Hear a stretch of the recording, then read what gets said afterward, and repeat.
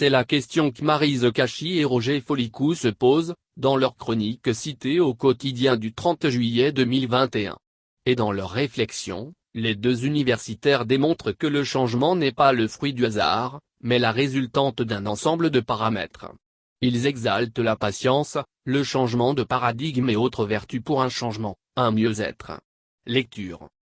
Nous sommes nombreux à chercher comment faire advenir le changement, parents désireux de voir intervenir une modification dans le comportement de leurs enfants, éducateurs et formateurs espérant des progrès chez les apprenants, conjoints qui voient dans la transformation de leur compagne ou compagnon la source du bonheur, religieux attendant la conversion des fidèles, etc. Toutes ces catégories de personnes ont l'impression de subir une résistance injustifiée à leur désir de changement. Comment un enfant peut-il ne pas comprendre que c'est pour son bien que les parents exigent tant de lui? Comment un époux ne peut-il pas saisir la chance de bonheur qu'il y aurait dans l'acceptation d'une évolution dans son comportement? Comment un fidèle ne peut-il pas voir que la conversion est la voie du salut? En fait, c'est évident, c'est une différence de point de vue qui induit ce hiatus entre demande et refus du changement. Quel parent n'a pas entendu son adolescent se lamenter d'être toujours incompris? Quel époux ne s'est pas plaint de ce que son épouse cherche à lui imposer telle ou telle conduite? Par conséquent, il suffit parfois de plus d'explications, de transformation de mots et du ton, mais surtout d'une certaine patience pour obtenir le changement souhaité. Et ce qui montre bien que celui-ci est une question de point de vue, c'est que parfois, ce n'est pas le changement attendu qui intervient, mais un autre qui arrange, malgré tout, les relations. Pour autant, s'il en est ainsi au plan individuel, pourrait-on appliquer ce schéma au domaine de la vie sociale? À nous tous militants, à la recherche du changement social, traduit par un mieux-être, un meilleur vivre ensemble, pourrait-on recommander le changement de mots et du ton? Dit de cette manière, cela semble possible et on a entendu des personnes assurer qu'en parlant autrement aux personnes qui refusent le changement social, on pourrait les amener à admettre la nécessité du changement. Mais est-ce toujours sûr? S'il en est ainsi, comment expliquer les changements sociaux qui ne se sont produits qu'après la descente de la population dans la rue, comme c'est le cas en Tunisie actuellement? Le changement de ton n'est-il pas allé dans le sens de plus de fermeté? Cela signifie surtout que la résistance au changement, loin d'être une simple question d'incompréhension, peut provenir aussi d'un choix délibéré de l'interlocuteur avec des motivations plus ou moins troubles. Mais la patience agissante et inventive doit être la règle. Venons alors à la question de la patience indispensable. Pour faire advenir le changement social, faut-il de la patience? Oui, car autant un changement individuel peut prendre plusieurs années, autant un changement au niveau de toute une société peut prendre beaucoup de temps car la vie d'un groupe humain ne se compte pas en années, mais peut-être en décennies et au moins en générations. Cela est souvent très difficile à vivre au plan individuel, mais parfois on n'a pas le choix. La patience serait-elle alors le bouton magique qui ouvre la porte du changement? Pour répondre à cette question, il y a une question préalable, qu'est-ce que la patience? La patience est l'attitude de celui qui se dit qu'il faut donner le temps au temps. Cependant, la patience suppose la conviction que l'événement attendu se réalisera obligatoirement. De plus, cette conviction seule ne suffit pas, sinon on tombe dans une sorte d'attente béate.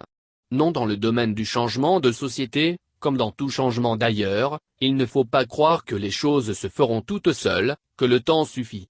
Ainsi, même s'il faut de la patience dans l'action sociale, il ne faut pas confondre cette patience avec l'attente passive. En effet, la patience, nous l'avons dit, est fondée sur la foi dans la nécessaire réalisation du changement souhaité, mais elle signifie aussi l'assurance que sans l'action de celui qui souhaite ce changement il ne se passera rien. Car, il faut un temps donné pour qu'une plante germe, pousse, donne des fleurs et des fruits. Ce processus n'a pas lieu sans l'action du jardinier qui arrose, bêche, désherbe, etc.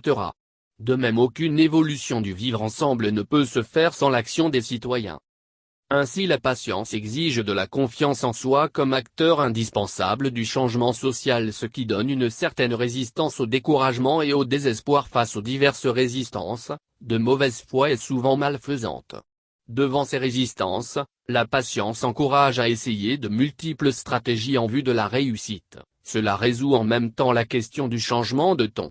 Mais surtout, la patience exige beaucoup d'humilité, celle qui fait dire à l'acteur social, je ne ferai pas tout seul.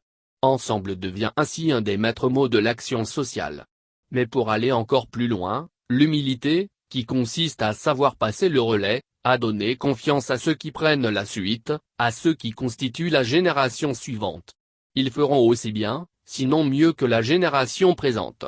Ce qui importe, c'est la réussite, qu'elle vienne de notre action ou pas, qu'elle survienne à notre époque, de notre vivant ou pas. C'est à ce prix que la patience devient le bouton magique sur lequel appuyer lorsqu'on recherche le changement. Pourquoi montrerions-nous aujourd'hui cette patience? Parce que chercher le bien-être du plus grand nombre, un meilleur vivre ensemble, ne saurait être une cause perdue. Et finalement, c'est dans cette cause même que se trouve la clé magique du changement. En effet, qui pourrait prétendre que chercher le bien commun est une cause indéfendable? Qui oserait affirmer qu'il vaut mieux défendre la réussite individuelle plutôt que le bien-être commun, la pauvreté de la majorité à cause d'un partage des richesses sans équité grâce à la corruption, au détournement et autres malversations? Et la preuve que la meilleure cause est celle qui reconnaît aux citoyens une égale dignité, c'est que ceux qui résistent aux tentatives et aux demandes pour que l'on aille vers le changement prétendent qu'ils agissent pour le bien de tous. Ils habillent leurs actions des mots de la justice et de la sincérité tout en luttant contre la démocratie et l'état de droit. L'avenir est dans la recherche de la vérité et de la transparence, de l'équité et de la justice. C'est pourquoi nous serons patients, c'est pourquoi nous persévérerons. C'est pourquoi nous continuerons patiemment la lutte, mais avec l'assurance que le changement peut advenir plus tard, mais aussi tout de suite et maintenant, grâce à notre confiance en nous-mêmes, à notre confiance en la justesse de notre cause. Aucune résistance de mauvaise foi, aucun acte malveillant n'y changera quoi que ce soit. Le changement social passe par le changement de représentation sociale, de paradigme et c'est à notre portée. En définitive, citoyens togolais épris de changement, ne feriez-vous pas vôtre cette affirmation de Desmond Tutu, faites le bien par petits bouts, là où vous êtes car ce sont tous ces petits bouts de bien, une fois assemblés, qui transforment le monde?